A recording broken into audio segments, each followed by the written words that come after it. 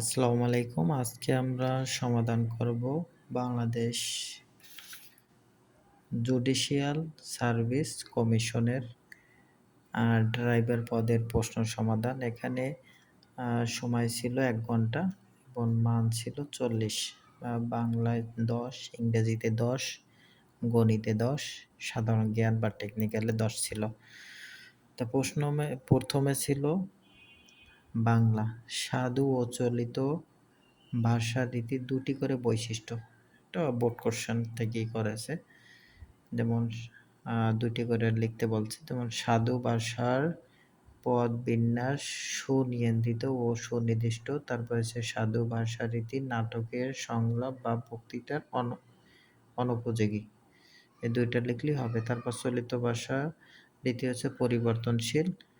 আরেকটা লিখতে পারেন চলিত ভাষারীতি বক্তৃতা, আলাপ আলোচনা বা নাট্য সংলাপের জন্য বেশ উপযোগী।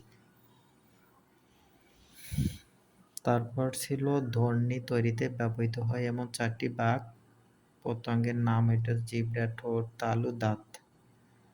তারপর বানান শুদ্ধ করুন।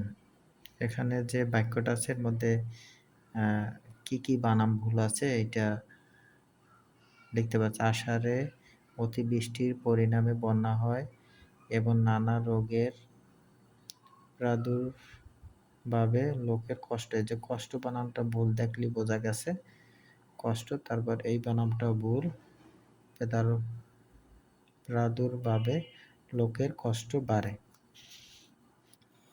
তারপর ২টা ছিল হচ্ছে বাগধারা, অর্থসহ লিখতে বলছে। যেমন ঢাকের বায়া অর্থ হচ্ছে মূল্যহীন, বেকার থাকায় সংসারে আমি আজ ডাকের বায়া। তারপর আক্কেল গুডুম অর্থ হতবুদ্ধি, তার কথা শুনে আমি আক্কেল গুডুম হয়ে গিয়েছিলাম।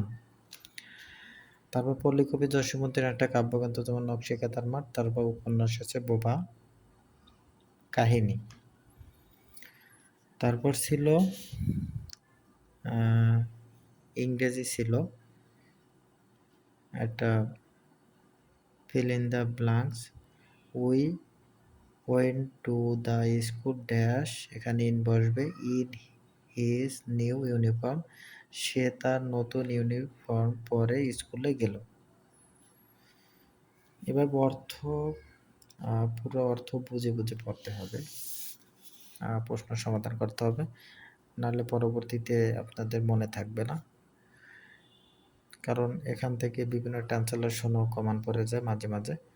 যেমন হচ্ছে the soldier war badly injured in the battle. এটা অনুবাদ করতে পারছে যুদ্ধের সৈন্যরা মারাত্মকভাবে আহত হয়েছিল। তারপর হচ্ছে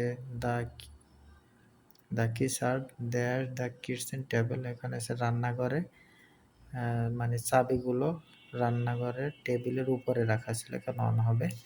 তারপর হচ্ছে ডিফাইন অ্যাডভার্বকে ডিফাইন করতে পারছে, এক্সাম্পল দিতে পারছে। এক্সাম্পল হচ্ছে স্লোলি, তারপর হচ্ছে কুইকলি। আর যদি আমরা ডিফাইন করি তাহলে যে শব্দ ভার্ব বা অ্যাডজেক্টিভ বা অন্য কোনো অ্যাডভার্ব সম্বন্ধে আরও কিছু বলার জন্য ব্যবহার করা হয় তাকে অ্যাডভার্ব বলা হয়। ৫ নম্বর এখানে কোনো আর্টিকেল বসবে না। সে গান শুনতে পছন্দ করে, উত্তর হবে। তারপর হচ্ছে এফ নাম্বার ছিল transform the sentence to positive. এটা নেগেটিভ ছিল, এটা পজিটিভ করতে হবে। পজিটিভ করলে আমাদের Rafiq is as tall as Sabuj লিখতে হবে। তারপর ছিল ট্রান্সলেট ইনটু ইংলিশ, সে ভালো ছবি আঁকতে পারে। He is good at drawing picture. তারপর ছিল ইন্টারগেটিভ করতে হবে, যেমন নোবডি থাকলে ও বসে, ও বিলিভস এ লায়ার। তারপর হচ্ছে এখানে একটা ইন্টারগেটিভ স্পেস ছিল, হি সেড দ্যাট হি হবে ওয়াজ ইল। তারপর আইডেন্টিফাই অ্যাডজেক্টিভ, এই সেন্টেন্সের মধ্যে অ্যাডজেক্টিভ আছে 7, বাড়িটিকে 7টি কক্ষ আছে, আর উত্তর হচ্ছে 7 হবে। তারপর ছিল অঙ্ক ছিল 2টা, খুবই কমন অঙ্ক ছিল। যেমন এই অঙ্কটা এমন কোনো পরীক্ষা নাই যে আসে না। যেমন চিনির মূল্য 25% বৃদ্ধি পায়, তবে চিনির মূল্য কত পার্সেন্ট ব্যবহার কমালে যদি 25% বৃদ্ধি পায়, চিনির মূল্য যদি 25% বৃদ্ধি পায়, তাহলে বর্তমান মূল্য ৳১২৫। তো এটা ৳১২৫ হলে পূর্ব মূল্য ছিল ৳১০০। তাহলে ৳১ হলে পূর্ব মূল্য এত, ৳১০০ হলে পূর্ব মূল্য ছিল ৳১০০, পূর্ব মূল্য ৳৮০। তো চিনির ব্যবহার শতকরা কমাতে হবে 20%। এটা আরও একটা নিয়ম দিছে। এই নিয়মে আপনি পড়তে পারেন যে 25% বৃদ্ধি গিয়ে বর্তমান মূল্য ১২৫, তারপর সে মূল্য বৃদ্ধি পায় হলো ৳২৫, তাহলে ৳১২৫ কমাতে হবে ৳25। তাহলে ৳১০০ কমাতে হবে কত টাকা? তাহলে প্রথম 20% হবে। তারপর ছিল একটা অঙ্ক ছিল, ক ও খ করতে একটি কাজ 10 দিনে করতে পারে, খ একা করতে পারে 14 দিনে। তাহলে ক একা কত দিনে করতে পারবে? যেমন ক করতে একটা কাজে 10 অংশ করে, মানে 10 দিন যায়। এটা তো এভাবে বুঝাইছে 10 অংশ। তাহলে খ একদিনে করে, 1-এর 14 অংশ কাজ। তাহলে ক একা একদিনে করে, মানে এইটা থেকে এইটা মাইনাস করলে এত অংশ। তাহলে এত অংশ কাজ করে একদিনে। তাহলে সম্পূর্ণ কাজটা করবে 35 দিনে। তাহলে উত্তর হবে 35।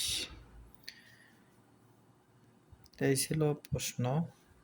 সাধারণ জ্ঞানগুলো পরের ভিডিওতে দেওয়া হবে। সবাইকে অনেক ধন্যবাদ।